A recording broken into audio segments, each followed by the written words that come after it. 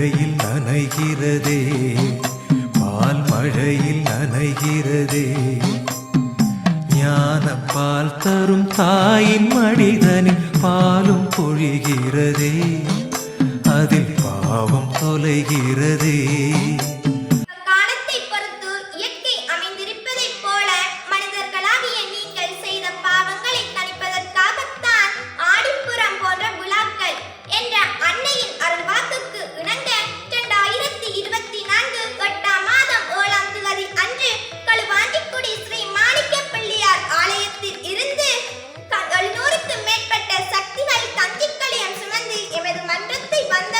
அனைவரும் கஞ்சி குடித்தோம்.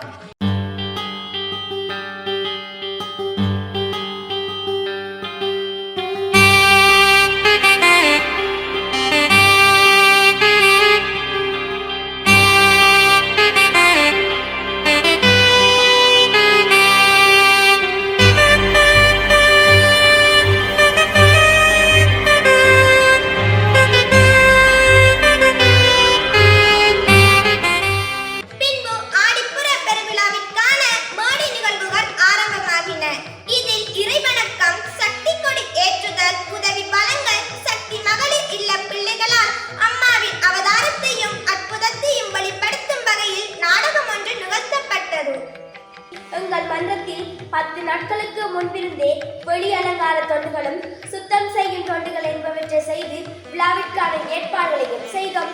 ஆடிப்புற முதலாம் நாள் கஞ்சி முட்டிகளை கழுவினோம். வேப்பிலைகளை கொத்து கொத்தாக கட்டி அன்றைய தொண்டுகள் ஆரம்பமானது. ஆடிப்புறம் என்றால் அன்னதானம் என்று சொல்கின்ற அளவிற்கு சிறப்பாக அமைய வேண்டும் என்ற அம்மாவின் வாக்கிற்கிணங்க ஆடிப்புற நிகழ்வானது அம்மாவின் அன்னதானத்துடன் இணைந்து நிறைவு பெற்றது. ஆடிப்புற விழாவில் கஞ்சி ஊற்றுதல், பாலாபிஷேகம் செய்வது மழைக்கு முக்கியத்துவம் கொடுக்கும் என்று நம் அம்மா கூறியுள்ளார்.